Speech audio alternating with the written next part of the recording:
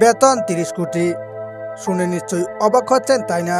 চাকরিটা পেতে কি খুবই ইচ্ছা করছে আপনার? আর কেনই বা এই কাজে এত টাকা দেওয়া হবে, এবং কেনই বা এই কাজে রয়েছে এত রকমের সুবিধা?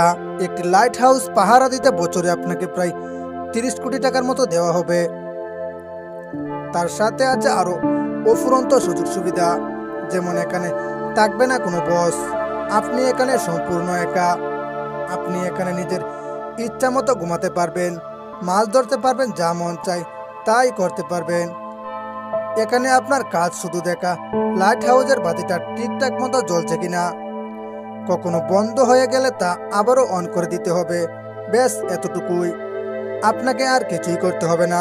সারাদিন শুধু পায়ের ওপর পা তুলে ঘুমিয়ে থাকবেন। কিন্তু মজার ব্যাপার হলো, এত সুযোগ সুবিধা থাকার পরও এটা পৃথিবীর মধ্যে সবচেয়ে ভয়ঙ্কর একটা কাজ। এই লাইট হাউস ঠিক একদম সমুদ্রের মাঝ বরাবর স্থাপন করা হয়। এখানে থাকা অবস্থায় আপনি কারোর সাথে যোগাযোগ করতে পারবেন না। একাকিত্ব আপনাকে সব সময় ঘিরে রাখবে। আরো ভয়ঙ্কর ব্যাপার হলো, এখানে অনেক বড় বড় ঝড় হয়। এসব ঝড়ের তাণ্ডব এতটাই ভয়ঙ্কর যে সমুদ্রের পানি এসে টাওয়ারের মধ্যে ঢুকে পড়ে। এমনকি এই কাজে আপনার মৃত্যু পর্যন্ত হতে পারে। আরো কি কি মহাবিপদ এখানে উৎপেতে থাকে তা একটু পরে জানতে পারবেন। এখন হয়তো আপনাদের মাথায় প্রশ্ন জাগতে পারে, এই লাইট হাউস কেন একবারে সমুদ্রের মাঝ বরাবর স্থাপন করা হয়? এর কাজই বা কি? আর কেনই বা এই লাইট হাউসের উপর সব সময় নজর রাখা হয়? কেনই বা এই লাইট হাউসের বাতি বন্ধ রাখা যায় না? এই লাইট হাউসের সম্পূর্ণ রহস্য জানতে ভিডিওটি সম্পূর্ণ দেখার অনুরোধ রইল। তো স্বাগতম আপনাদের রহস্যময় ভুবনের একটি নতুন এপিসোডে। তবে এই বাতিঘরের ইতিহাস বেশ প্রাচীন। বাতিঘর ইতিহাসের সাথে জড়িয়ে আছে প্রকৃতির অশুভ শক্তির বিরুদ্ধে মানুষের অদম্য লড়াইয়ের গল্প। একসময় মানুষের জীবনযাত্রার সাথে অঙ্গাঙ্গিভাবে জড়িয়ে ছিল সমুদ্র। বেঁচে থাকার জন্য খাবারের সংস্থান কিংবা ব্যবসা বাণিজ্যের অর্থনৈতিক সমৃদ্ধি আনতে সমুদ্রযাত্রা ছিল অবধারিত। আর যেদিন থেকে মানুষ সমুদ্রে পাড়ি দিয়েছে, সম্ভবত সেদিন থেকেই বাতিঘরের চিন্তা জন্ম নেয়। কারণ প্রাচীনকালের মানুষ প্রকৃতির কাছে বারবারই বিপর্যস্ত হয়েছে। প্রাচীনকালে সমুদ্রে যেতে হলে নাবিকদের একটা অলিখিত নিয়ম মেনে চলতে হতো। সূর্যোদয়ের সাথে সাথে নৌকা ছুটত সমুদ্রের পথে, আবার সূর্য অস্ত যাওয়ার পূর্বে তীরে নৌকা বেড়াতো নাবিকেরা। কিন্তু কখনো কখনো প্রকৃতির হিংস্রতার কাছে তাদেরকে আত্মসমর্পণ করতেই হতো। সূর্যাস্তের পরও অনেক সময় বাড়ি ফেরা কঠিন হয়ে পড়ত। প্রকৃতির কারণে সূর্য ডুবার আগে নাবিকেরা ঘরে ফিরতে না পারলে তাদের আত্মীয় স্বজনেরা আগুন জ্বালিয়ে সমুদ্র তীরে অপেক্ষা করত।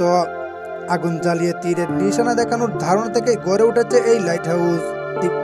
ঐতিহাসিকদের মতে পৃথিবীর প্রাচীনতম light house follow of Alexandria. যিশুর জন্মের প্রায় 300 বছর আগে ফলো অব আলেকজান্দ্রিয়া তৈরি করা হয়েছিল।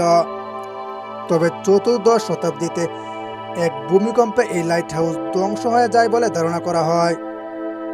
তবে সমুদ্রের বুকে লাইট হাউস নির্মিত হয় আরো পরে।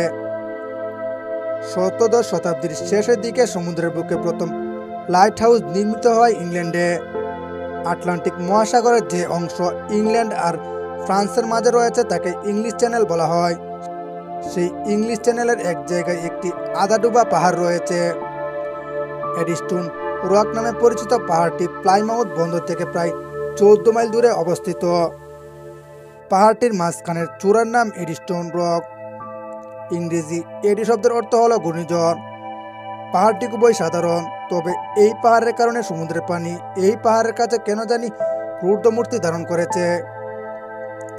সমুদ্রের পানি এই পাহাড়ের কাছে সবসময় বিপজ্জনকভাবে পাক খেতে থাকে, আর সেই কারণেই পাহাড়টির নাম দেওয়া হয়েছে এডিস্টোন রক বা ঘূর্ণিঝড় পাহাড়। সমুদ্রের পানিতে যখন জোয়ার আসে তখন পাহাড়ের চূড়া প্রায়ই পানিতে ডুবে যায়। তখন জায়গাটিকে চেনা বেশ মুশকিল হয়ে পড়ে। পাহাড়ের পাশ দিয়ে অসংখ্য জাহাজ প্রতিদিন যাতায়াত করে। একসময় কতই না জাহাজ সমুদ্রের এই মারাত্মক ঘূর্ণিঝড়ের ধ্বংস হয়েছে।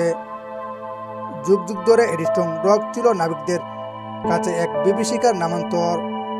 বিশেষ করে রাতের বেলা কোনো জাহাজও এই পথ দিয়ে যেতে চাইতো না। অনেক সময় পথ ভুলে বা জোয়ারের পানিতে পাহাড়টিকে দেখতে না পেয়ে কোনো জাহাজ ওই এলাকা অতিক্রম করার চেষ্টা করত, তখন ওই গর্ত বড় ধরনের বিপর্যয়।